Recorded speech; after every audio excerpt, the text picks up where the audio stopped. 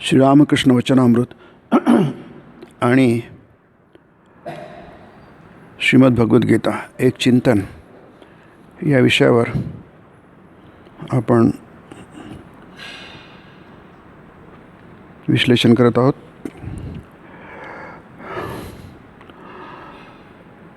हा तिसरा अध्याय आहे आणि श्रीरामकृष्ण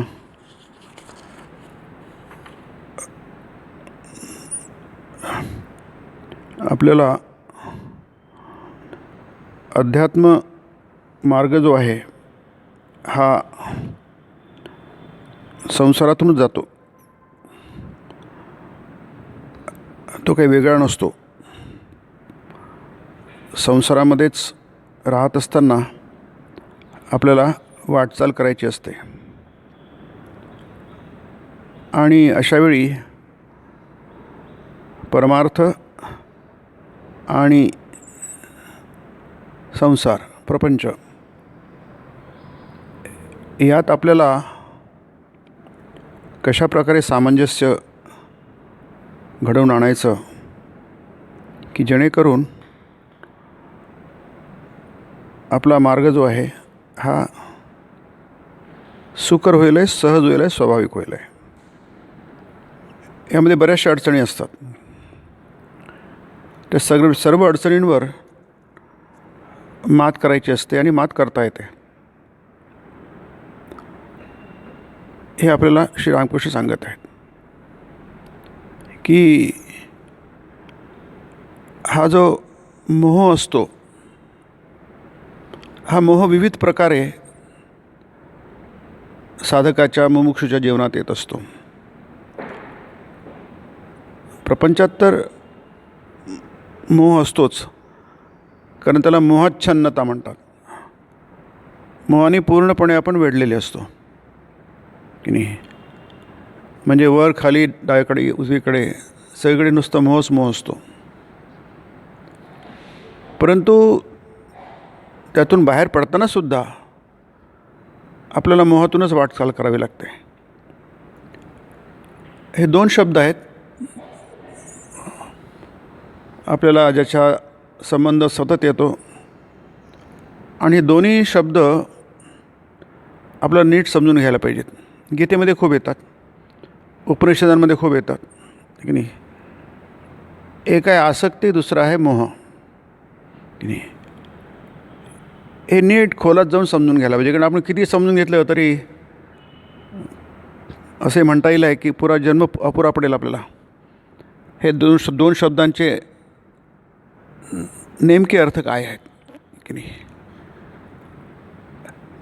गीतेमध्ये आपल्याला जर एका कोणत्या विषयाचा खूप विचार केला असेल, खोलात जाऊन सविस्तर की नाही, असे 2-4 विषय घेतले, त्यातला सर्वात जास्त विषय आपण बघितला तर तो म्हणजे प्रकृती आणि पुरुष, क्षेत्राज्ञ क्षेत्रज्ञ.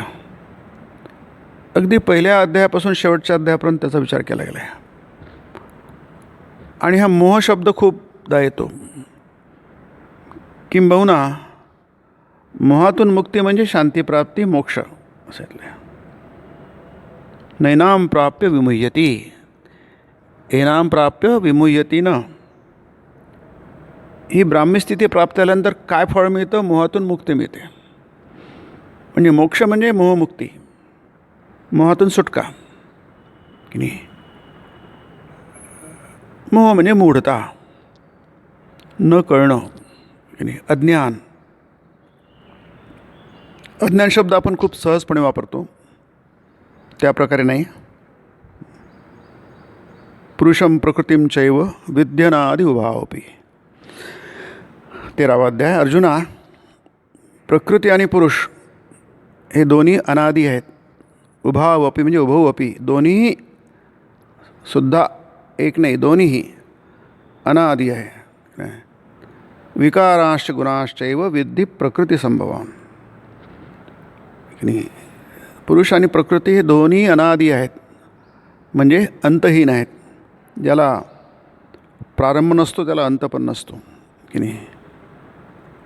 दोन्ही अंत आहे. म्हणजे याचा इकडलाही पार दिसत तिकडलाही पार दिसत नाही. परंतु प्रकृतीचे गुण आहेत विकारांश्च गुणांश्चैव. विकार जे आहेत की नाही, विकार म्हणजे काय? शरीर हा विकार आहे, मन हा विकार आहे, बुद्धी विकार आहे की नाही, हे सगळे विकार आहे. आणि हे काय गुण काय आहे? गुण म्हणजे त्रिगुण आहे. हे त्रिगुण म्हणजे सत्वरजतम. हे त्याचं सतत सुरुवातीपासून शेवटपर्यंत तुम्हाला याचा विचार गीतेमध्ये दिसेल. खूप महत्त्वाचे हे तत्त्व आहेत की नाही, आणि त्यामुळे यांना त्याच प्रकारे समजून घ्यायला पाहिजे की नाही. आणि समजायला फार वेळ लागतो. आपलं वाटतं आपलं समजलं, पण समजायला तर खूप वेळ लागतो त्याला की नाही. गुण म्हणजे काय? त्रिगुण. त्रिगुण म्हणजे काय? सुख, दुःख आणि मोह, याला त्रिगुण म्हणतात. त्याचे परिणाम आहेत 14 अध्याय तुम्हाला दिसतं ते की नाही. सुख हा सत्वगुणाचा परिणाम आहे. सत्व असेल तर सुख होईल आहे, रज असेल तर दुःख होईल आहे की नाही, आणि तम असेल तर मोह होईल आहे. तर मोहाचा सामना आपल्याला अगदी प्रपंचातही करावा लागतो आणि परमार्थातही करावा लागतो की नाही. पण प्रपंचातला मोह आपल्याला कुठेच घेऊन जात नाही. इथे सुरू होतो आणि इथे संपतो. त्यातून वाट काही सापडत नाही आपल्याला. म्हणून जे उदाहरण दिलं आहे, 2 उदाहरण दिलं आहे. वेळ पडला आता पत्ते खेळत बसलो आहे. आता पत्ते खेळणं चूक आहे की बरं हा प्रश्न नाही ते की नाही. वेळ घालवण्यासाठी आपण काही करतो, प्रश्न तो नाही आहे. पण इथे प्रश्न काय? आणखी दुसरं उदाहरण दिलं आहे की आता अंतिम वेळ आहे, मरणासन्न आहे, आणि म्हणतो की त्या दिव्यातलं तेल थोडं कमी करा की नाही, उगाच फालतू जळतो आहे की नाही. हा काय? हा मोहाच्छन्नता आहे. म्हणजे याला घनतम मोह म्हणतात. मोहाची लेयर्स असतात अतिशय घन. जसं वेदांमध्ये म्हटलं आहे की अंधकार किती असतो? इतका अंधकार घन आहे की त्या टाचणीसुद्धा टोचता येईल. आता अंधकारातून टाचणी कसं टोचणार आहे की नाही. पण इतका घनतम अंधकार, ते सॉलिडिफाय. जसं पाण्यामध्ये आपल्या टाचणीतून काय फायदा नाही, पण बर्फामध्ये टोचता येते. म्हणजे पाणी हे बर्फ झालं, घन झालं. तर मोह इतका घन होतो की आपल्याला मूढता असते. जी मूढता किती असू शकते त्याचं काही आपल्याला अंदाज करता येत नाही, त्याची सीमा नाही आहे. म्हणून हे समजून घेणं की आपण कशाप्रकारे मोहात आहोत आणि समजणं की आपण काही, आपण जर प्रपंच सोडून दिला, परमार्थाचाच विचार केला, आपण शहाणे नाही आहेत की नाही. आपल्याला शहाणं व्हायचं आहे, बुद्धिमान व्हायचं आहे की नाही. आपण बुद्धिमान नाही आहे की नाही. कारण हा अहंकार असतो, आपल्याला समजतं की नाही. म्हणून गीतेमध्ये बुद्धिमान त्यालाच म्हटलं आहे. आणि बुद्धिमान शब्द मुद्दाम वापरलेला आहे, बऱ्याच ठिकाणी वापरला आहे. 3ऱ्या अध्यायात वापरला आहे, 15व्या अध्यायात वापरला आहे की नाही. यशास्त्रविधिमुत्सृज्य वर्तते कामकारतः वगैरे आहे की नाही. तर ही जी बुद्धिमत्ता आहे ही म्हणजे मोहातून मुक्ती. म्हणून हा जो दुसरा परिच्छेद आहे 3ऱ्या अध्यायातला, याच्या प्रारंभी गीतेतल्या 10व्या अध्यायाचा एक श्लोक दिलेला आहे की नाही. त्या दोन्ही आहे, लक्ष्य आहे, मार्ग आहे, कुठं जायचं आहे, कुठे पोचायचं आहे आणि कसं पोचायचं आहे, दोन्ही आहे. यो माम अजमनादिंच वेत्ती लोकमहेश्वरम असम्मूढसमर्थेषु सर्व पापै प्रमुच्यते. हा विभूती योगातला श्लोक आहे, सुंदर श्लोक आहे हा. वचनामृतामध्ये बऱ्याचशा परिच्छेदामध्ये, बऱ्याचशा अध्यायामध्ये मधून तुम्हाला भगवद्गीतेचे श्लोक आढळतात की नाही. त्याचा संदर्भ असतात, पण ते फार महत्त्वाचे असतात. यो जो माम मला अजम अनादिंच की नाही, मला अज आणि अनादी समजतो. वेत्ती म्हणजे समजणं, जानाती. आणि लोकमहेश्वरम, लोक म्हणजे काय? ब्रह्मांड. मनाने जे कल्पलं जातं त्याला लोक म्हणतात. जिथे मन जाऊ शकतं, मन जिथे पोहोचू शकतं त्याला लोक म्हणतात की नाही.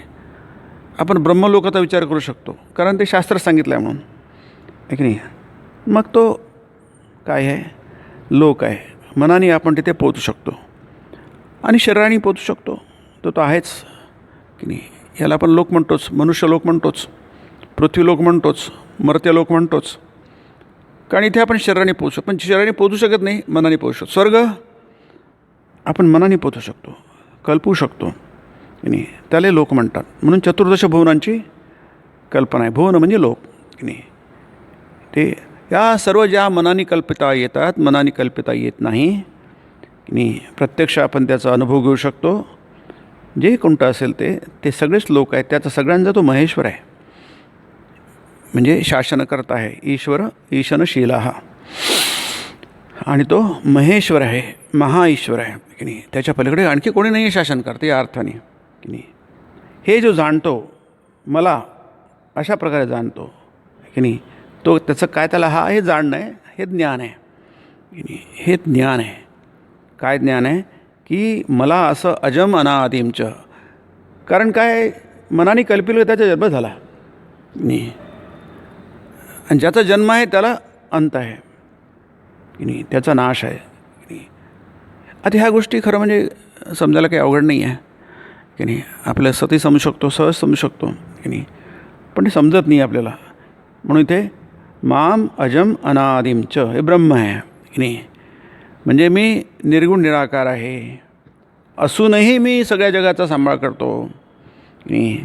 हे जो जाणतो तो काय करतो, असमूढ समर्थेषु. कसं सुंदर आहे बघा, आहे की नाही. मर्तेषु स असमूढा, काय सुंदर आहे. मर्तेषु म्हणजे सगळं विनाशशील आहे. सगळे माणसं मरतात, सगळं जग मरतं, ब्रह्मांड मरतं, ब्रह्मलोक मरतो, स्वर्गलोक मरतो. इथे अविनाशी अनादी काहीच नाही आहे, कारण तिथे मन पोचतं ना की नाही. जसं आपण झोपेमध्ये सगळंच मरून जातो, सगळा नाश होतो की नाही. कारण ते जे आपण झोपतो, स्वप्न बघतो, हे सगळे कसे आहेत, त्याला प्रारंभ आहे आणि म्हणून त्याला अंत आहे की नाही.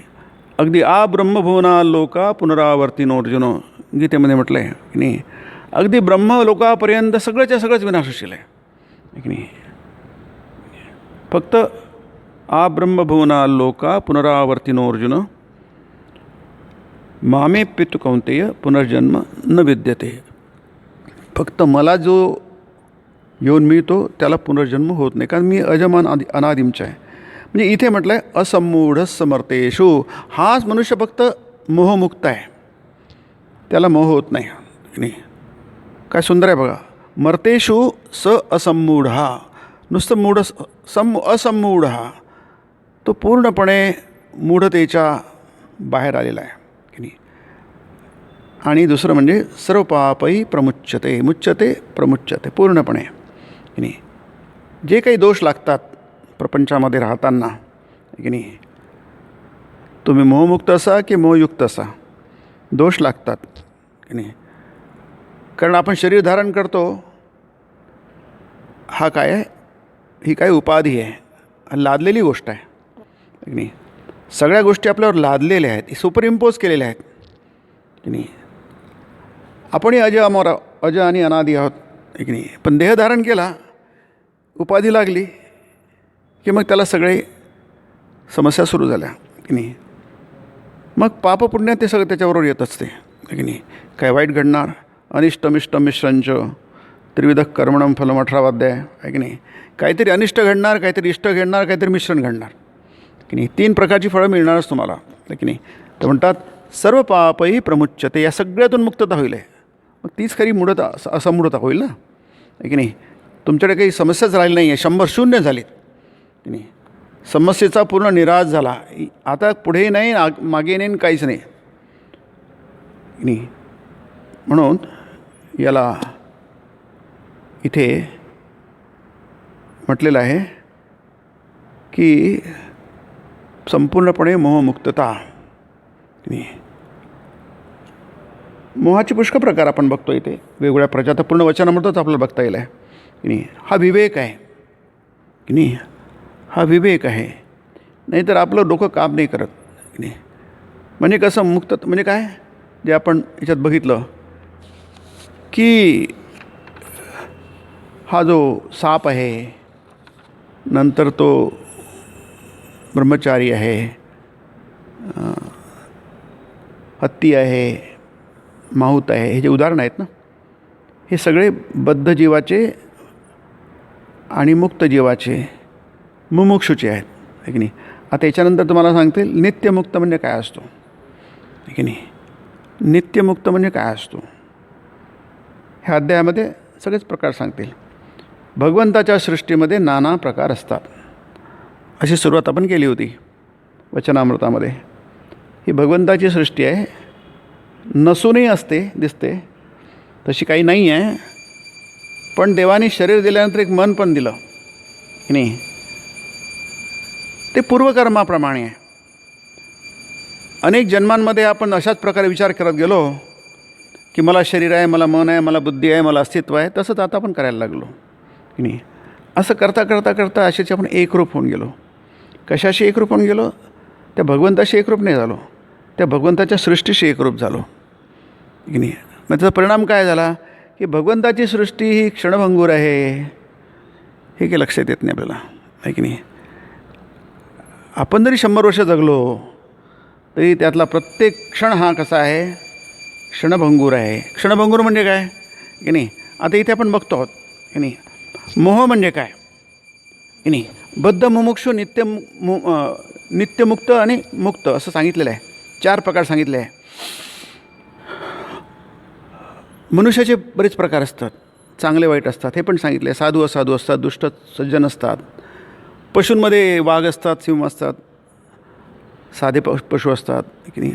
झाडांमध्ये पण तसं असतं, काही कडू असतात, काही गोड असतात. बघ, भगवंताच्या सृष्टीमध्ये नाना प्रकार, यातून आपल्या यातून मोह निर्माण होतो, हे सांगायचं त्यांना की नाही. ती क्षणभंगुरता जीवाची आहे, याच विसरून जातो आपण की नाही. इच्छा द्वेष समुत्थान गीतेमध्ये म्हटलं आहे, द्वंद्व मोहेन भारत नाही. हा द्वंद्व मोह जो आहे, सुख दुःख वगैरे आहे की नाही, चांगलं वाईट, हा मोह उत्पन्न करतो की नाही. सर्वभूतानि सम्मोह सर्गे यान्ति परंतप, हे अनादि आहे. सर्ग म्हणजे सृष्टी, उत्पत्ती, की नाही. तेव्हापासून सगळेजण याच्यातच सापडलेले आहे, संमोहनात सापडलेले आहे. काय अद्भुत विचार आहे बघा, की नाही. म्हणून गीतेचं खूप महत्त्व आहे. जे आपल्याला समजत नाही, जे पलीकडलेलं आहे, पराविद्या आहे, आपल्या मनाच्या बुद्धीच्या पलीकडली विद्या आहे, ती आपल्याला समजून देण्याचा प्रयत्न किती कठीण असेल. विषय कठीण नाही आहे, पण आपल्याकडे ते संस्कार उपलब्ध नाही आहेत. ते समजून घेण्यासारखे संस्कार गोळा करावे लागतात, ज्ञानाचे संस्कार गोळा करावे लागतात, आहे की नाही. थेंब थेंब जसं आपण म्हणतो तळं साचतं, तसंच थेंब थेंब करून आपल्याला ते संस्कार जमा करावे लागतात, जन्मोजन्मी जमा करावे लागतात की नाही. तेव्हा कुठे याची धारणा होऊ शकते, शक्यता निर्माण होते. पोटेन्शियलिटी समाज म्हटलं पोटेन्शियलिटी आहेत, शक्यता निर्माण होऊ शकते, संभाव्यता निर्माण होऊ शकते की नाही. आणि खरं म्हणजे आपण आहोत आध्यात्मिक आणि आपल्याला भौतिक जीवन जगायचं आहे की नाही. 100% आपण आध्यात्मिक, पण जगता जगता आपल्याला भौतिक थोडं जीवन जगायचं असतं की नाही. कारण मरायला बराच वेळ लागतो की नाही, एकदम काही कोणी मरत नाही की नाही. असं करता करता आपल्याला ते गाठा. आपण काय उलटं करतो, आपण म्हणजे काही लोकच करतात की नाही, ज्याला आपण मुमुक्ष म्हणतो, साधक म्हणतो की नाही. हे जे बद्ध वगैरे त्यात म्हटलं आहे, हा त्यांच्याकडे विचारच येत नाही. आपण काय करतो, आपण भौतिक जीवन जगतो किंवा जीवन भौतिक आहे असं म्हणतो, आणि मग त्यातनं थोडा परमार्थ शोधायचा प्रयत्न करतो, आहे की नाही. म्हणजे आपण प्रवास करतो की नाही, आणि विसरून जातो की आपल्याला कुठेतरी पोहोचायचं आहे की नाही. पोहोचण्यासाठी प्रवास करायचा, हा विचार खूप आजकाल आधुनिक जगामध्ये मांडला जातो. प्रवास महत्त्वाचा आहे, पोहोचणं महत्त्वाचं नाही आहे. याला अर्थ काय माहीत नाही आहे, पण साहित्यामध्ये सगळीकडे तुम्हाला हा विचार सापडेल. ठीक आहे, पोहोचणं महत्त्वाचं नाही आहे, कसं प्रवास महत्त्वाचा आहे. अरे कसला प्रवास, तुम्हाला तुमच्याकडे पोहोचणं कुठे ते माहीत पाहिजे ना की नाही. जोपर्यंत आपल्याला माहीत नसणार तो पण आपल्याकडून खूप चुका होणार, कुठे उतरून जाणार आपण की नाही. आपला तो प्रवासच महत्त्वाचा वाटेल. प्रवास हा अनुषंगिक असतो, बाय द वे असतो. म्हणून याला प्रत्येक क्षणी हा मोह तुम्हाला क्षणभंगुराचा विचार देतो की नाही. क्षणभंगूर म्हणजे काय, क्षण म्हणजे माहीत आहे की तो असतो किंवा नसतो, की नाही. का नसतो आणि का असतो त्याचा अनुभव येतो, नसतो तो का नसतो, कारण त्याला तुम्हाला धरून ठेवता येत नाही, की नाही. तुम्ही त्याला धरून झाला, तो गेला, ऑलरेडी गेला, म्हणून तो नसतो, की नाही. भंगूर म्हणजे काय, तो क्षणामध्ये भंग होऊन जातो, त्याचा संपून जातो. म्हणून ब्रह्मसूत्रामध्ये शंकराचार्यांनी सृष्टीस्थिती लय असं नाही म्हटलं, सृष्टीस्थिती भंगच म्हटलं आहे तिथे, आहे की नाही. त्याचा अर्थ एकच आहे, लय म्हणजे तेच आणि भंग म्हणजे तेच, पण भंग शब्दाला आणखी छान सुंदर कॉनोटेशन आहे की नाही. वापरताच येत नाही पुन्हा तो की नाही. कोणती गोष्ट भंगते, तुटते, कप आहे खाली पडला, ग्लास खाली पडला, तर काय होतं, आरसा खाली पडला, काच खाली पडला, तुटला, झालं, गेला, तो कामातूनच गेला आहे की नाही. आता त्याला वापरता येत नाही. तसंच हा प्रत्येक क्षण आपल्या जीवनातला हा भंगण्यासाठी असतो आहे की नाही. आणि ते काही काळजीचं कारण नाही, ते त्यासाठी दुःख करत बसण्याचं कारण नाही आणि त्यात काय विशेष काय, आणि ते तसंच त्यासाठीच आहे, त्यात काय दुःख करायचं आहे. जर तुम्हाला ते चाकूची गोष्ट सांगितली होती ना की नाही, ते चाकू पेन्सिल तुर्यानं मारत करता करता तो तुटला, तुकडे झाले, त्यामुळे बाबा अरे दुःख झालं त्यांना, त्या दुःख काय करायचं, त्याच्यामध्ये तुटण्यासाठीच असतो, कधी ना कधी होणार ते नाही. म्हणून ती काही त्यात काही काळजी करण्यासाठी, दुःख करण्यासाठी, शोक करण्यासाठी न त्वम शोचितुम अर्हसि नाही. म्हणून इथे असल्या प्रकारच्या संसारी जीवांना काहीच तरणोपाय काय नाही, हा आपण प्रश्न बघत होतो आहे की नाही. की किती प्रकारे मोह असू शकतो की नाही, किती प्रकारे अज्ञान असू शकतं नाही, याचा आपल्याला काही नीट अंदाज बांधता येत नाही. मग आपल्या जीवनात असो, इतरांच्या जीवनात असो, त्याचा आपल्याला काही अंदाज बांधता येत नाही. आपण बघू, यावेळी जमत नाही, पुढच्या वेळी बघू, केव्हाही बघता येईल ते. अर्जुनाच्या जीवनामध्ये मोह किती प्रकारचा आहे की नाही. पहिला अध्याय हा 47 श्लोकांचा आहे, 25 श्लोक संजयच्या तोंडात आहे. त्याच्यापैकी काही श्लोक हे म्हणजे दृष्ट्वा तु पांडवा अनेकम व्यूढम दुर्योधनस्तदा आचार्यमुपसंगम्य राजा वचनमब्रवीत. दुर्योधन हा राजा होता, म्हणजे शासन त्याच्याच हातात होतं. धृतराष्ट्र सिंहासनावर बसला आहे, राज्य हाच करतो आहे म्हणून राजा वचन, राजा दुर्योधन असा बोलला. त्याचं ते भाषण आहे ना की नाही. अगदी तस्य संजनन हर्षम कुरुवृद्ध पितामह सिंहनादम विनोद्योच्चै शंखम प्रतापवान असं म्हटलं आहे. त्यांनी शंख फुंकला म्हणजे आव्हान स्वीकारलं, कारण भीष्म सेनापती आहे कौरवांचे की नाही. इथपर्यंत सगळं दुर्योधनाचं भाषण आहे. पहिला श्लोक धृतराष्ट्राचा आहे बघा. इथे धृतराष्ट्राला आणि गीतेमध्ये कशाला धृतराष्ट्र दुर्योधन की नाही, दोघंही मोहांध आहेत. ज्ञानेश्वर मान म्हटलं आहे की हा म्हणजे पाण्यात बसलेला रेडा आहे धृतराष्ट्र म्हणजे की नाही. मग काय होत नाही त्याला, म्हणजे मूढता किती असावी हे आपल्याला. म्हणून ते त्यामुळे धृतराष्ट्रो अमनीषी म्हटलं आहे याच्यामध्ये व्यासांनी, की धृतराष्ट्र कसा आहे, अमनीषी आहे, विचार करू शकत नाही, इतका प्रचंड मोह आहे धृतराष्ट्राच्या जीवनामध्ये. आणि दुर्योधनाविषयी काय बोलायचं, त्याचाच मुलगा आहे, बाप तसा पोरगा आहे की नाही. सगळंच्या सगळं त्यांनी बापाचं आपल्याकडे ते संस्कार घेतलेले आहेत की नाही. पण त्याचं ते धोरण काय सुंदर आहे की नाही. काय दुर्योधनाचं भाषण आहे गीतेमध्ये की नाही, की तुम्ही आपापल्या मोर्चावर उभे राहा आणि सगळ्यांनी भीष्मांचं रक्षण करा. भवन्तु सर्व एव हि. सगळ्यांनी मग आपलं काय करायचं आहे, आपापल्या मोर्चावर राहायचं आहे, पण आपल्यासमोर उद्देश काय आहे, भीष्मांचं रक्षण करणं की नाही. त्यांनी पांडवांच्या सेनेचं वर्णन केलं आहे, कौरवांच्या सेनेचं वर्णन केलं आहे. अत्युत्कृष्ट दुर्योधनाचं भाषण आहे. भाषण म्हणजे कारण हा महाभारताचाच भाग आहे भगवद्गीता म्हणजे. आणि महाभारतामध्ये काही काही भाषणं फारच प्रसिद्ध आहेत. त्यामध्ये भगवान कृष्णाचं भाषण टॉपला आहे, नंबर 1 हस्तिनापुरात दिलेलं. पण भगवद्गीतेमध्ये ज्याचा समावेश आहे की नाही, ते दुर्योधनाचं भाषण अतिशय सुंदर आहे की नाही. म्हणजे युद्धाचा प्रारंभ होताना तो सेनापतीकडे जात नाही, आपल्या गुरुकडे जातो.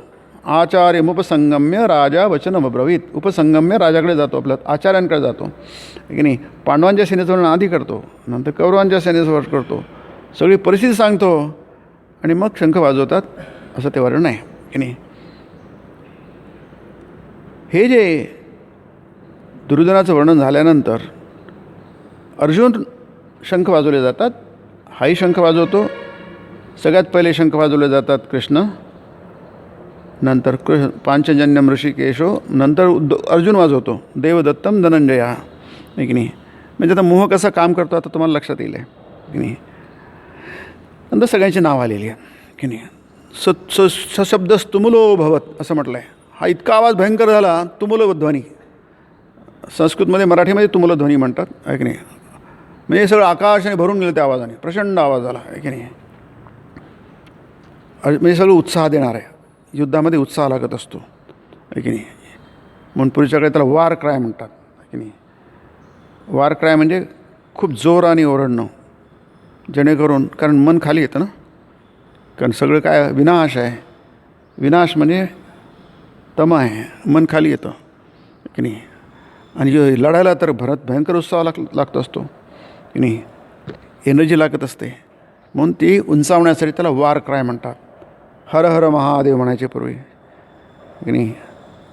आपले हिंदू लढत असतात तेव्हा हर हर महादेव म्हणायचे. किंवा नंतर आता ते मराठा इन्फॉर्मेशन शिवाजी महाराज की जय सुरू झाल्यानंतर, आहे की नाही, शिवाजी महाराज की जय उत्साह येण्यासाठी मुसलमान लोक दिन दिन दिन म्हणत ओरडत जातात. म्हणजे यांना उत्साह चालल्याने शत्रूच्या मनामध्ये धडकी भरेल, की नाही. इतका उत्साह आहे. हे सगळं पणवाणक गोमुखा हा सगळे वाजवले गेले, वाद्य वाजवले गेले, की नाही. आणि आता माझ्या दोन्ही याच्यामध्ये रथ उभा कर, की नाही. म्हणजे कैर्मया सहयोद्धव्यम अस्मिन रणसमुद्यमे. माझ्याशी कोण लढायला उभा आहे मला बघायचं आहे. म्हणजे कोण माझ्याशी लढू शकत नाही आहे. इतका आत्मविश्वास आहे, इतका उत्साह आहे स्वतःच्या सामर्थ्याविषयी अर्जुनाच्या मनामध्ये. सांगितलं, त्याने उभा केला. कारण तो सारथी आहे, कृष्ण रथाचा सारथी आहे. त्यांनी उभा केला आणि म्हटलं, बघ पश्चैतान कुरुनीती, ह्या सगळ्या लोकांना बसतो, आहे की नाही. इथपर्यंत सगळं ठीकच आहे, कुठेच समस्या नाही आहे. बघा. आणि अचानक मोह म्हणजे काय तुम्हाला आता लक्षात येईल, आहे की नाही. अचानक तो बघतो, स्वतःच म्हणतो उभं करा दोन्ही सैन्याच्यामध्ये, मला बघायचं आहे माझ्याशी कोण लढू शकतो म्हणून. कृष्ण म्हणतो बघा आता तुला सांगितल्याप्रमाणे कर तू. आणि त्याच्यानंतर त्यांनी काय बघितलं, त्यांनी शत्रू नाही बघितले, आहे की नाही.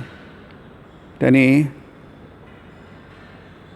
आपले लोक बघितले तिथे. म्हणून गीतेमध्ये स्वजन स्वजन स्वजन खूप दालले, की नाही. त्यांनी काय बघितले, त्यांनी शत्रू नाही बघितले, की नाही. म्हणजे त्याच्या डोळ्यापुढे काय झालं, एक प्रकारचा मोह उत्पन्न झाला, की नाही. याच्यामध्ये गीतेमध्ये हा स्वजन शब्द खूप झाला आहे. दुष्ट्वैवं स्वजनम कृष्ण हत्वा स्वजन महावे स्वजनम ही कथम हत्वा हंतुम स्वजनमुद्यता. बघा 25 श्लोक आहे, की नाही. त्या 25 श्लोकामध्ये जवळपास 21 श्लोक आहेत. त्याच्यामध्ये 18.5 श्लोक तर याचेच आहे. म्हणजे या नंतरच्या बोलण्यामध्ये आहे. 18.5 आणि 2.5 श्लोक तर काही विचार करता येत नाही, की नाही. म्हणजे आपल्याला डायरेक्टली त्याचा विचार करता येतो. 18.5 श्लोकामध्ये कितीदा आहे तुम्ही कल्पना करा. हा अर्जुन पूर्णपणे बदलून गेला, आहे की नाही. आणि कृष्ण थक्क होऊन ऐकतो आहे, की नाही. त्याला समजेल हाच कृष्ण आहे, अर्जुन आहे, की आणखी कोणता नवीन कृष्ण निर्माण झाला आहे, की नाही. एक नवीनच अर्जुन निर्माण दिसतो आपल्याला इथे, की ज्याचा पूर्वीच्या अर्जुनाशी काही संबंध नाही आहे, की नाही. नंतर तो संबंधिनस्तथा स्वबांधवान धातराष्ट्रान स्वबांधवान. म्हणजे बघा आता त्याचं लक्ष कुठे आहे. आता तो विसरला, आपलं कर्तव्य विसरला, की नाही. आपलं कर्तव्य विसरला. आणि तो बघा कुलक्षय, आपण पुढच्या वेळी बघू याला, आहे की नाही. ते कुलक्षय, नंतर धर्म, नंतर आतताईना धार्त स्वबांधवान मित्रद्रोहाचे पातकम लुप्त पिंडोदक क्रिया वगैरे बरंच येईल आहे, की नाही. आपण पुढच्या वेळी बघू. म्हणजे अर्थ कायचं काय, अर्जुनाच्या मनामध्ये आता धर्माचा विषयी संमोह निर्माण झाला. काय करायचं आणि काय नाही करायचं म्हणून आपण वचनामध्ये ते बघतो आहे. हे जेवढी उदाहरणं बघितली आपण याच्यापूर्वी ठाकूरांनी सांगितलेली आहे, की नाही. त्या सगळ्यांमध्ये तुम्हाला एक दिसेल की ते लोक पूर्णपणे विसरले आहेत, की नाही. धर्माची व्याख्या किंवा धर्माचं आपल्या जीवनातलं स्थान, मनुष्य जीवनातलं स्थान काय आहे हे पूर्णपणे विसरून गेलं. म्हणून त्यांनी म्हटलं आहे की बहुतेक लोक कसे असतात, ते कधीही चुकूनही देवाचं नाव घेत नाही. बद्ध जीव प्राण गेल्या ईश्वराचं नाव घेणार नाही, की नाही. प्राण जातो आहे म्हणजे मरतो आहे, पण ईश्वराचं नाव घेणार नाही. घेतलं काय नाही घेतलं की त्यांनी काय फरक पडतो आहे, नावच आहे ते. त्यांनी काय फरक पडतो आहे, की नाही. काहीच फरक पडणार नाही. नुसतं नाव घेल्याने काय होतं आहे. कोणाचे नाव घेऊ शकतो आपण, पण कोणाचं नाव नाही, ईश्वराचं नाव हे त्याला फार महत्त्व आहे. प्राण कंठाशी आले ईश्वराचं नाव काही घेणार नाही की नाही. कारण काय, ती माया आहे की नाही. त्या प्रकारे त्याला घडवलं गेलेलं आहे आणि त्यातून बाहेर पडण्यासाठी त्यांनी कधी देवाची प्रार्थना केली नाही आहे की नाही. आणि देवाची प्रार्थना केल्याशिवाय तुम्हाला काही केल्या ईश्वराचं स्मरण होणार नाही की नाही. ईश्वराची आठवण येणार नाही की नाही. ईश्वराची आठवण आली नाही तर देव तुमचा उद्धार करेल की नाही. हा विश्वास की नाही. म्हणून ते म्हटलं आहे ना की काशीमध्ये कोणी मरो तो त्याचा मुक्त होणार असतो, असं वचनामृतात येतं. कशासाठी म्हटलं आहे की ती तुमच्या हातातली गोष्ट नाही आहे की नाही. जीवन मरण हे माणसाच्या हातात नसतं. कोणताही क्षण माणसाच्या हातात नसतो कशाही प्रकारे येऊ शकतो. त्याचा पण काय अंदाज बांधणार की नाही. त्याचा संबंध शरीराशी असतो, मनाशी असतो, प्राणाशी असतो. त्याचा आपण काय, आपल्या हातात काहीच नाही आहे. त्याचं आपल्या हातामध्ये कुठे कंट्रोल नाही आहे की नाही. हे आपल्याला क्षणभंगुरता म्हणजे काय, क्षणावर आपला कंट्रोल नाही आहे की नाही. आपला कंट्रोल, नियंत्रण कशावरच नाही आहे हे आपल्याला समजतच नाही आहे. म्हणून वैराग्य म्हणजे क्षणभंगुरता समजणं, त्याला वैराग्य म्हणतात की नाही. वैराग्य म्हणजे तुम्ही जाऊन कोपऱ्यात जाऊन असं रडत बसा किंवा तोंडावर पांघरून घ्या, त्याला वैराग्य म्हणत नाही. वैराग्य म्हणजे फुल, तुमचं इंजिन फुल थ्रोटलमध्ये चालतं आहे की नाही. तुमचं जीवन फुल ॲक्टिव्ह आहे की नाही. थोडंसुद्धा कमी नाही आहे. कृष्ण फुल्ली ॲक्टिव्ह होता जन्मापासून की नाही, फ्रॉम द व्हेरी बर्थ की नाही. त्याला जन्म झाला आणि त्याला जावं लागलं गोकुळामध्ये, त्याचे वडील घेऊन गेले. बघा सगळं कसं ॲक्टिव्ह आहे. यमुना स्पेटमध्ये आहे, त्याला भयंकर सुटले, पूर आहे की नाही. त्याला जाऊन शेवटचं दुसऱ्याला घेऊन येतं. तो राजपुत्र असतो, साधा गवळी म्हणून जगतो तो गोकुळामध्ये, वृंदावन. लोकांना माहीत नसतं हा राजपुत्र आहे म्हणून. हा कृष्ण आहे म्हणून कोणाला माहीत नाही. कृष्ण आहे पण हा काय आहे, याचं कुळ काय आहे कोणाचं माहीत नसतं. बलरामाचं माहीत असतं की नाही, कारण तो रोहिणीचा पुत्र आहे, नंदाचा मुलगा आहे. पण याचं काहीच माहीत नसतं. वसुदेवाचा पुत्र आहे, देवकीचा पुत्र आहे, यादव आहे, हा कोणालाच माहीत नसतं. तो जेव्हा मथुरेला अक्रूर घेऊन येतात तेव्हा कळतं की अरे हा तर राजपुत्र आहे. पण तो तिथे फुल्ली ॲक्टिव्ह जीवन जगला अगदी मरतपर्यंत. त्याचा मृत्यूसुद्धा साधारण मृत्यू नाही आहे की नाही. बाण लागला आणि त्याला मृत्यू झाला आणि त्याला त्यांनी स्वर्गाला पाठवलं, त्याला वैकुंठाला पाठवलं. म्हणजे फुल्ली ॲक्टिव्ह जीवन आहे. पण प्रत्येक क्षणाला जागृत आहे तो.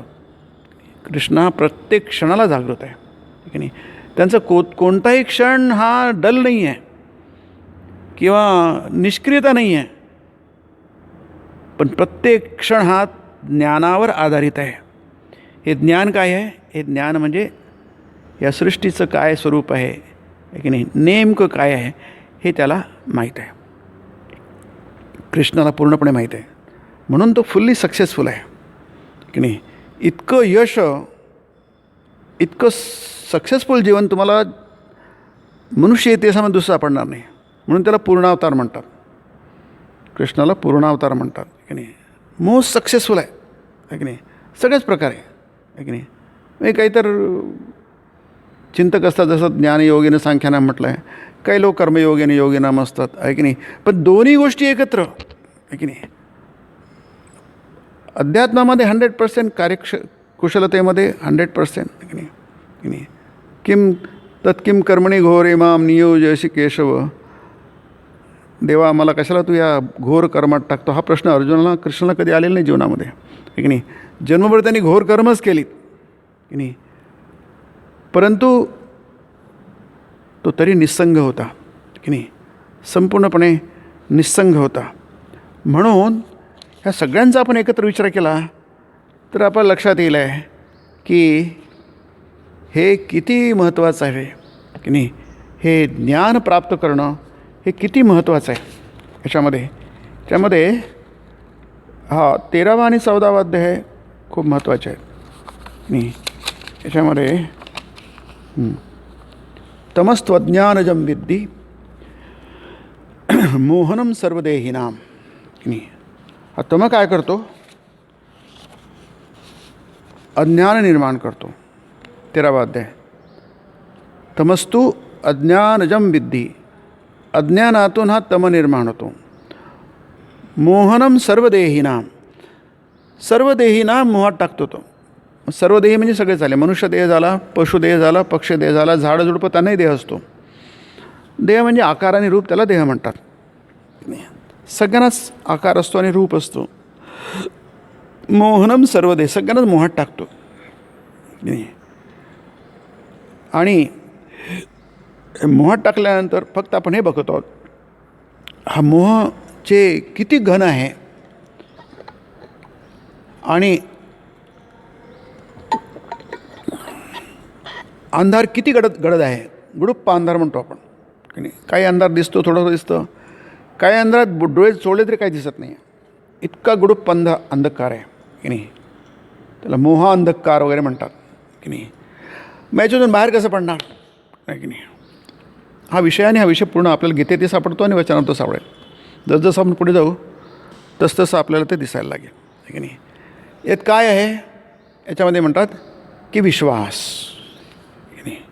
आपण उत्तर बघितलं. अशा प्रकारच्या संसारी जीवांना म्हणजे अगदी घोर घनतम अंधकारात जे आहे त्यांना काही तरणोपाय नाही, काही तरण्याचा उपाय नाही. काय ते म्हणतात, त्यासाठी आहे विश्वास. साधुसंग आणि एकांतवास करून ईश्वराचं चिंतन करायला पाहिजे, विचार करायला हवा आणि प्रार्थना त्याच्या चरणी करायला पाहिजे. चित्तात भक्ती विश्वास उत्पन्न हो म्हणून संपूर्ण तुम्हाला मिळालं आहे. काय मिळालं आहे? रोडमॅप मिळालेला आहे. ओके, नेमकं काय करायचं की नाही. अवश्य आहे की अवश्य आहे हा विश्वास. साधुसंग म्हणजे तुमचे संस्कार जागे झाले पाहिजे की नाही. जसं तुम्ही स्वतःच्या जवळ जाल तसतसे संस्कार जागे होते, दूर जाल तसतसे ते कमी होतील आणि नाहीसे होतील की नाही. तुम्ही जितकं दूर राहाल तितकं होईल. मग तिथे असताना मग तुमच्याजवळ काय आहे? नेहमीच तर काही तुम्ही मंदिरात जाऊ शकत नाही, जप करू शकत नाही. त्यावेळी काय आहे? त्यावेळी तुमच्याकडे ज्ञान आहे, विचार आहे, क्षणभंगुरतेचा विचार आहे की नाही. प्रत्येक क्षण हा जातो आहे की नाही. हे कळणं फार कठीण आहे. म्हणून श्रीरामकृष्ण लीलाप्रसंगात म्हटलं आहे की जर या माणसाला कळलं हे तिन्ही काळामध्ये हे जग अनित्य आहे की नाही, तर त्यांनी अर्धी लढाई जिंकली असं म्हटलं आहे की नाही. त्यांनी लढाई जिंकली आहे. पण हे कळणं फार कठीण आहे, कारण ते न कळणं अशी आपली स्कीम ऑफ थिंग्स आहे. सृष्टीची रचनाच अशी आहे की ते आपल्याला कधीच कळणार नाही की जी गोष्ट देहवान असते, आकारवान असते, रूपवान असते, त्याला अंत असतो आणि तो क्षणभंगुरता त्याच्यामध्ये अंतर्निहित असते. हे माणसाला कळत नाही. हे कळणं त्याला ज्ञान म्हटलेलं आहे. म्हणून इथे म्हटलं आहे की विश्वासात फार शक्ती असते की नाही. विश्वासामध्ये खूप शक्ती असते आणि हा विश्वास मध्ये म्हटलं आहे की याच्यामध्ये म्हणजे कसं होणार नाही, का होणार नाही, अवश्य होईल. त्याला वार काय म्हटलं नाही आहे की नाही. आम्ही का जिंकणार नाही, आम्ही अवश्य जिंकणार. आम्ही जिंकू की नाही जिंकू, इथून जर तुम्ही सुरुवात केली की नाही मग हारण्याचे चान्सेस जास्ती आहे की नाही. जसं क्रिकेट खेळताना पाकिस्तान आहे, भारत आहे, आज जिंकू की नाही आहे की नाही, हारूही शकतो. नाही, तुम्ही जिंकण्यासाठी मैदानात आलेले आहात, हारण्यासाठी नाही आहे की नाही. आपण नक्की जिंकू ह्याला म्हणतात विश्वास, श्रद्धा. हा जोर आहे की नाही. कारण लढण्यासाठी जोर लागत असतो, उत्साह लागत असतो. तुम्ही आधीच जर शस्त्रास्त्र टाकून दिले आणि आपलं गडबडीत झाले तर कसं लढणार तुम्ही की नाही. म्हणून याच्यामध्ये देवाची सहायता घेऊन, आई जगन्माते की नाही, आई हे जगन्माते मी दुर्गा दुर्गा म्हणत प्राण सोडला तर बघेन. काय उत्साह आहे बघा, काय लँग्वेज आहे की नाही. तर बघेन मला तू कसं अखेरीस तारणार नाहीस ते की नाही. हे भजन आहे, बंगालीमधलं आहे. तू मला कसं तारणार नाहीस हे बघून घेईल. आधी काय भाषा झाली की नाही. पण हा विश्वास की नाही, मी दुर्गा दुर्गा म्हणत प्राण सोडेन, म्हणजे तुझं नाव घेऊन जर प्राण सोडेन की नाही, तुझी आठवण करून मी जर प्राण सोडेन की नाही, तर तू मला कसं तारणार नाहीस हे पाहून घेईन. म्हणजे त्या नामामध्ये, देवाच्या नावामध्ये काय आहे, सर्व शक्ती आहे की नाही. निज सर्व शक्ती आहे. आणि मग घोर पातक का घडेना. आता पातक म्हणजे इथे दिलं आहे सुरापान, ब्रह्महत्या, भ्रूणहत्या, नारी. ते फार घोर पातक आहे ते की नाही. पुढच्या वेळी आपण बघू की नाही. ही घोर पातक आहेत. परंतु मला त्याची मुळीच पर्वा नाही आहे. आता कोणी हे करायला पापा करेल असं काही नाही आहे. बहुतेक कोण करतात ते नारी हत्या, ब्रह्महत्या, भ्रूणहत्या हे कोणा सुरापान वगैरे कोण करतं आहे की नाही. थोडंफार कोणी करत असेल गोष्ट वेगळी, सुरापान वगैरे. परंतु काय आहे ते की साधारणतः कोणी इतक्या पापाकडे जात नाही. तरी झाले तरी मला त्याची इतकीसुद्धा काळजी वाटत नाही. वाटेल ते का घडेना हातून इतकी देखील मला पर्वा नाही त्याची. मला त्याची मुळीच चिंता नाही आहे. असं म्हणणं सोपी आहे की नाही. परंतु ते आपोआप मनाला खुटखुट लागते. पण विश्वास इतका प्रचंड आहे की नाही. हा विश्वास तुमच्या ईश्वराच्या भक्तीतून आलेला आहे, संस्कारातून आलेला आहे की नाही. ही फक्त भाषा आहे की नाही. की आता तो इतक्या विश्वासाच्या त्या टोकाला पोचलेला आहे. आई तुझ्या नामाच्या जोरावर माझ्यासारखा अधम देखील ब्रह्मपद पटकावू शकेल. विशेष ते काय आहे त्यात की नाही. ते ब्रह्मपद पटकावणं म्हणजे विशेष गोष्ट नाही आहे. हा विश्वास आहे बघा आहे की नाही. तुम्ही तिथून इकडे आले, अरे कसं काय शक्य मला आहे की नाही. हे असलं आपलं काय भाषा असते, आपलं काय विचार असतो, आपलं काय मन सांगतं, हे काही आपल्यासाठी वगैरे नाही आहे. आपण आपल्याकडे बघतो, आपण देवाकडे बघत नाही की नाही. आपण आपल्या कर्माकडे बघतो, देवाच्या सामर्थ्याकडे बघत नाही की नाही. मी असं आहे, मी अशी कर्म केले, मी वाईट आहे, मी चांगलं आहे, अमुक आहे डमुक आहे, बरं त्याला काही अर्थ नाही आहे ना की नाही. परमार्थामध्ये त्याला काही अर्थ नाही आहे. अर्थामध्ये तुम्ही देवाला किती धरून ठेवलं आहे त्याला अर्थ आहे की नाही. कारण का हे जे तुम्ही इकडे बघता नाही सगळं आहे काय, तुम्ही धरलं काय नाही धरलं काय ते जाणारच आहे. पण देवाची शक्ती मात्र तशी नसते. ती मात्र तुम्हाला तारणारी शक्ती आहे तिला की नाही. म्हणून तिला तारा म्हणतात की नाही. ती तारते ती तारा की नाही. म्हणून हा जो विश्वास आहे तो विश्वास सगळ्या संकटांवर, अरिष्टांवर मात करू शकतो, सगळ्या दोषांवर मात करू शकतो. अहम त्वा सर्व पापेभ्यो मोक्षयिष्यामी. मी सगळ्या तुझ्या पापातून म्हणून संस्कारामधून तुला मी मुक्त करू शकेन. ही जी आश्वासक वाणी आहे ह्याच्यावर आपल्याला जोर द्यावा लागतो की नाही. नाहीतर ते नायन महात्मा बलही निर्लभ्य, ही जे बल आहे, आत्मिक बल आहे, हे फार महत्त्वाचं आहे की नाही. म्हणून याच्या पुढला जो विषय आपण बघूया. इथे सांगितलं आहे की आपण आता बघितलं, बद्ध बघितला, मुमुक्ष बघितला, मुक्त बघितला आणि नित्यमुक्त आहे की नाही. नित्यमुक्त कोण आहे? श्रीरामकृष्ण म्हणतात समोर बसला छोकरा आहे ना आहे की नाही. हा समोर छोकरा बसला आहे ना, त्याच्याविषयी आता बोलतील. हा छोकरा म्हणजे कोण? आता तिथे नरेंद्र आहे, छोकरा नाही आहे, ते 19 वर्षाचे आहे. आता त्याला छोकरा कसं म्हणतात, पण ठाकूरांच्या दृष्टीने छोकरा आहे की नाही. ते म्हणतात छोकरा बसला आहे ना. हा बघा आता आपण बघू, ते होम पक्षाची गोष्ट सांगितली आहे. तो जमिनीला स्पर्शच करत नाही आहे, तो नित्यमुक्त आहे की नाही. तो नित्यमुक्त आहे. आपल्याला नित्य दिसत नाही, आपल्यासारखंच तो वाटतो आहे, तसं नाही आहे. तो म्हणते म्हणलं सप्तर्षीमध्ये बघितलं, तो तिथून जिथे जाऊ शकत नाही वगैरे बरंच वर्णन आहे ना, ते त्याला सांगितलं. तो नित्यमुक्त आहे. तर नित्यमुक्तकडे बघितल्यानंतर अवतार काय असतात, अवतार काय असतात, ते नित्यमुक्त असतात आहे की नाही. मग त्याला नित्यमुक्त त्याचे पलीकडे ते अवतार असतात, प्रत्यक्ष ब्रह्म असतात आहे की नाही. तर त्याच्यामुळे तिकडे बघितलं की आपल्याला वाटतं अरे हे काहीच नाही आहे की नाही. आपण म्हणजे काहीच नाही आहे, आपण सहजपणे मुक्त होऊ शकतो की नाही. कारण काय, आपण कोणाचा हात धरलेला आहे? बापाने मुलाचा हात धरलेला आहे, मुलाने बापाचा हात धरलेला नाही आहे की नाही. बापाच्या कडेवर मुलगा बसलेला आहे, त्याला काहीच व्हायचं नाही आहे, तो आताही सुरक्षित आहे, नंतरही सुरक्षित आहे. हा जो विश्वास आहे, हा विश्वास कमवायला आपल्याला बरेच संस्कार गोळा करावा लागतो. त्यालाच इथे म्हटलं आहे साधुसंग आणि एकांतवास. आणि हे करून ईश्वराचं चिंतन करायला पाहिजे आणि विचार करायला पाहिजे. विचार म्हणजे काय, जीवनाची क्षणभंगुरता तुम्ही प्रत्येक क्षणाला लक्षात ठेवा आणि फुल ॲक्टिव्ह व्हा. Celebrate the life. उपनिषद तसंच म्हणतात, सेलिब्रेट द होल. एक दिवशी कशाला तुम्ही सण करता, वार करता, उत्सव करता, प्रत्येक दिवस तुमचा सणवारा झाले. म्हणून स्वामीजींनी म्हटलं आहे consider the each day as a holiday आहे की नाही. तुमचा प्रत्येक दिवस हा सुट्टीचा पाहिजे तुम्हाला. जर सुट्टी वाजली की खूप आनंद होतो आपल्याला, आज काही करायचं नाही आहे, नेहमीचं रुटीन नाही आहे, तशाच प्रकारे हा प्रत्येक दिवस आनंदाचा होऊ शकतो. आणि सनातन वैदिक धर्माचं हे वैशिष्ट्य आहे की नाही. त्याच्यापासून कदाचित काही कारणांमुळे आपण बरेच दूर गेलो असतो, पण तिथे आपल्याला पुन्हा परतायचं आहे. Go back to Upanishad Swamiji म्हणतात. आपण पुढच्या मंगळवारी अशाच प्रकारे बघूया. ओम ब्रह्मार्पणं ब्रह्मवीर ब्रह्माग्नौ ब्रह्मणाहुतं ब्रह्मैव तेन गंतव्यं ब्रह्मकर्मसमाधिना. हरि ओम तत्सत.